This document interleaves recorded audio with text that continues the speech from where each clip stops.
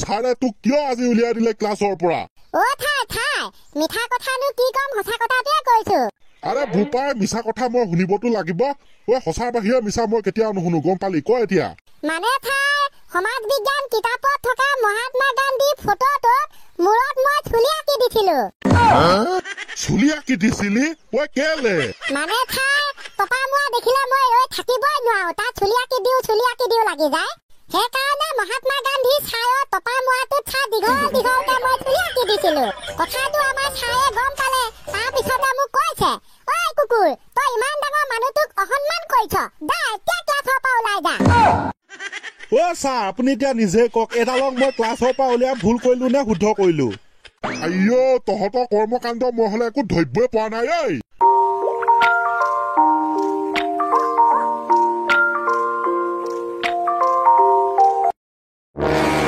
সদায় তহঁতৰ পৰা কমপ্লেইন পাব লাগে ন হে আজি আঠুকা কলো নহয় তিনিবাৰ কাণত ধৰি আঠুকাৰ ফাৰ্ষ্ট ছাৰ ফাৰ মই একো নাজানো কলো নহয় ফাৰ্ষ্ট টাইম আঠুকাৰ বুলি কাণত ধৰি 1 2 3 পাছে কৈ যা আজিৰ পৰা স্কুলত উৎপাত নকৰো আইঅ তাৰমানে এইকেইটা পালে আজি ফুচকে একচাট আপুনি আহিলে বঢ়িয়া কাম কৰিলে দেই এইকেইটাক ধুম আজি মই আপুনি সহায় কৰিব ছাৰ পুৰা দিব উৎপাত বেছি হৈছে চব উৰে কান্ত কি উৎপাত কৰিছিলি তই আজি যে স্কুলৰ পৰা তোক উলিয়াই দিব লগা হল ছাৰে মোক গান এটা গাব দিছিলে মই গাই দিলো তাৰ পাছতে কি হল নাজানো মোক উলিয়াই পঠালে নকব ছাৰ ইয়াৰ গানৰ মহিমা কি গায় ঠিক নাই হয় নি ময়ো শুনিম আজি গা তই গা ছাৰে যিটো গাব দিছিলে গা এতিয়া গা এতিয়া ভাল হ'ব জানো ছাৰ আপুনি বা আকৌ কি বুলি কয় গা বুলি কৈছো নহয় গা হ'ব ছাৰ তেনে ঐ তোমাৰ বিয়াৰ ভাতলিত খাচী মাংস গোন্ধাই কেলাই বাৰু ঠগিলা মোক ইমান দিন ভাল পাই ঐ বিয়া খাবলৈ গাঁৱৰ মানুহ জাকে যায় মোৰ নিচিনা মদাহিলৈ কোনেও নেচাই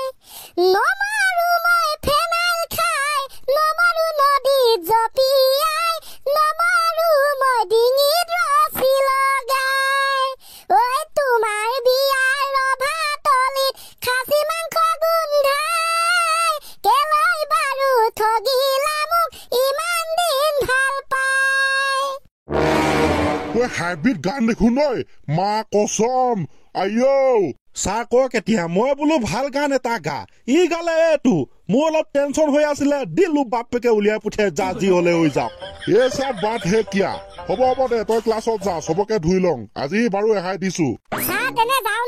যা ছাৰে কলে নহয় ঘৰত নহয় কিন্তু ক্লাছত যা দে বাৰু ভেলেক তই আই পিলি ছাৰে তোক কিয় আজি উলিয়াই দিলে ক্লাছৰ পৰা ঠাই মিঠা কথানো কি কম সঁচা কথাটোৱে কৈছো আৰে ভূপাই মিছা কথা মই শুনিবতো লাগিব সঁচাৰ বাহিৰে মিছা মই কেতিয়াও নুশুনো গম পালি ক এতিয়া এটাই গান গাই ক্লাছৰ পৰা বাহিৰ হল এটাই টপা মূৰত চুলি আঁকি ক্লাছৰ পৰা বাহিৰ হল আৰু যে ভৱিষ্যতে কি শুনা পাম ঠিক নাই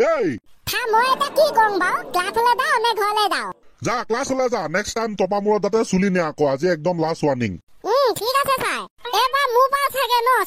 দে ভূপাই কচোন তইনো কিয় আজি ক্লাছৰ পৰা খেদা খালি এডাল ছাৰ মই কলো নহয় এডাল আৰু সাংঘাতিক কি কৰিলে ই মই কলো বোলো তই চাইনিজ মানুহ দেখিছ নে দেখা নাই ই কলে দেখিছো কিন্তু মোবাইলত মই আকৌ কলো নহয় তই চাইনিজ মানুহ যদি দেখিছ চাইনিজ মানুহ বিলাকৰ মুখত বেছিভাগৰে কিয় দাড়ি নাই